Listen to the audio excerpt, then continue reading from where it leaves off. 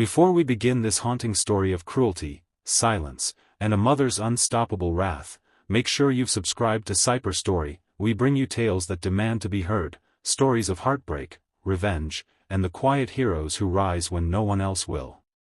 Now, settle in. Because this story begins with silence.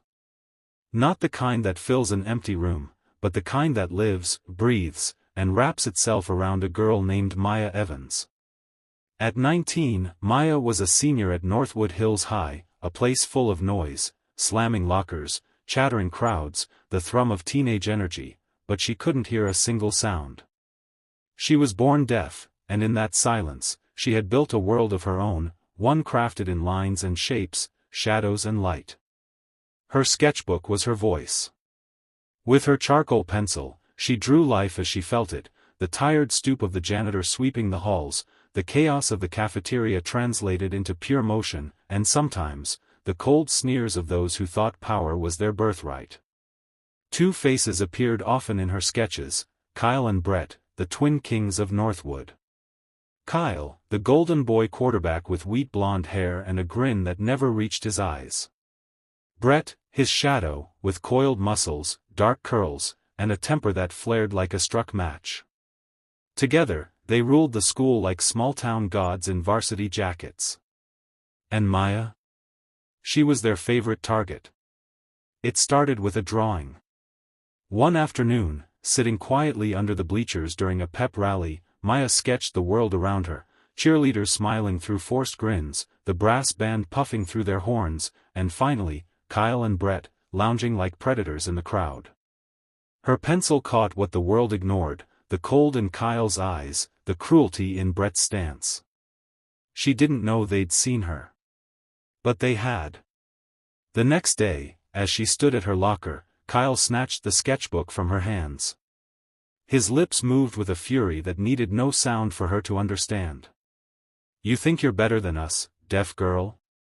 He tore the page into pieces and let them flutter to the floor like black snow. Brett smiled, tapping a metal baseball bat against his palm, just hard enough for Maya to feel the vibration in her bones. That was the beginning. Days turned into weeks of torment. Tables slammed as she passed. Lockers were kicked near her head. Her supplies were stolen, her lunch spilled, her locker filled with garbage. She tried to speak up. Went to Vice Principal Higgins, the man whose office walls were plastered with photos of the Bulldogs, shaking hands with Kyle's father, smiling with the team. Higgins sighed through his words, "Maya, you might be misunderstanding. Boys will be boys.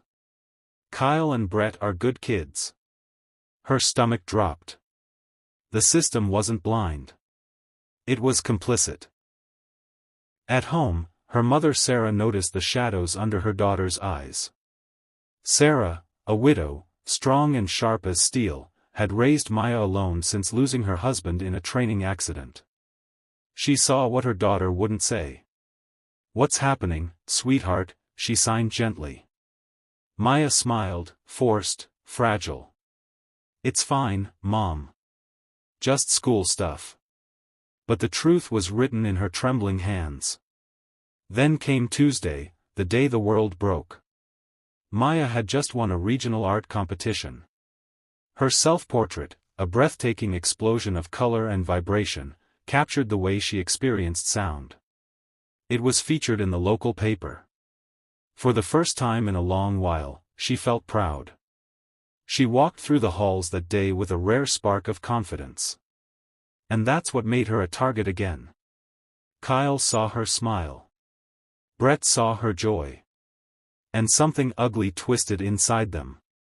After school, they cornered her in a deserted hallway. "You're famous now." Brett sneered, grabbing her arm. She tried to pull away, tried to scream, but what came out was a strangled, broken cry. Kyle leaned in close. "Let's go somewhere private."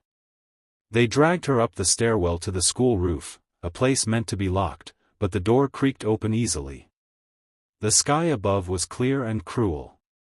"Can't hear me now, can you?" Kyle's words were venom, his breath hot on her face. Brett laughed, the sound lost on her, but she could feel the vibration in the air, like thunder before a storm. Then Kyle's eyes flicked to Brett's belt. A terrible idea. A single, monstrous thought. Hold her. Brett pinned Maya to her knees. Kyle pulled the belt free with a sharp snap and wrapped it around her neck. The world shrank into pain. Leather cutting into her skin. Pressure crushing her throat. Her vision closing in like a tunnel. Kyle hissed, "This is what silence really feels like." Her last thought before darkness was her mother's face. They left her there, limp, broken, discarded like trash. 10 minutes later, a janitor found her body and screamed for help. When Sarah got the call from the hospital, she was stirring a pot of chili, Maya's favorite dinner. The spoon clattered to the floor. The pot burned as she ran out the door. At the hospital, seeing her daughter pale and bruised, machines breathing for her, something inside Sarah snapped. The doctor spoke words she barely heard. Strangulation. Oxygen loss. Possible brain damage. She heard only 2 words, attempted murder. When Vice Principal Higgins arrived, babbling excuses about investigations and good families, Sarah didn't scream. She didn't cry. She just asked quietly, "Who did this to my daughter?" Higgins looked away. "We can't make assumptions. The boys have a big game Friday. We don't want to hurt their future." That was the moment Sarah Evans stopped being a mother, and became a storm. She realized justice wouldn't come through the system. So she'd make her own. She took leave from work and began digging. Using her late husband's military contacts and her own meticulous skill as a logistics analyst, she uncovered rot, deep, festering corruption. The roof door had been reported broken for months. Ignored. The booster club funds were being misused, by Kyle's father. And worst of all, there were others, victims silenced by money, threats, or shame. A girl assaulted at a party. A boy beaten so badly he changed schools. Every case buried to protect the Bulldogs. Sarah listened to them all. She collected names, stories, and evidence, each one a weapon sharper than any blade. And while she gathered her arsenal of truth, Maya slowly woke. She could barely speak. She trembled at sudden touches. But Sarah never left her side. Their hands spoke where words could not. "They tried to break you," Sarah signed, her eyes glistening. "But they failed. Your voice will be heard." And then, the plan began. Friday night. The big game. The whole town gathered under bright stadium lights, cheering, chanting, worshipping their heroes in blue and yellow. Kyle and Brett stood on the field, laughing, their jerseys shining beneath the floodlights. Up in the press box, the public announcer shuffled through a pile of halftime papers. Among them was a sealed manila envelope, handed to him that morning by Sarah Evans. Higgins had waved it off, probably a get-well message for Maya. When halftime came, the announcer cleared his throat. "Ladies and gentlemen," he began uncertainly, "we have a special message tonight." And then he started to read. The words that followed changed Northwood forever. He read Maya's story. How 2 boys dragged a deaf girl to a roof. How they wrapped a belt around her neck. How the school covered it up. At first, the crowd didn't believe it. Then, as the details poured out, names, dates, evidence, the air itself seemed to freeze. The announcer's voice cracked as he read about the other victims, the booster club fraud, the buried police reports. He named Kyle and Brett. He named their parents. He named Vice Principal Higgins. By the time the mic was cut, the damage was done. The stadium fell silent, a real, terrible silence that everyone could finally hear. Kyle and Brett stood pale on the sidelines as police cars rolled up. Parents pulled their children close. Reporters' cameras flashed. The story exploded across the country. Deaf girl attacked, town cover-up exposed. The fallout was swift. Kyle and Brett were arrested, charged as adults. Higgins was fired and indicted for obstruction. The Booster Club was investigated for fraud. The school board dissolved overnight. Northwood Hills High, once a proud name, became a symbol of corruption and shame.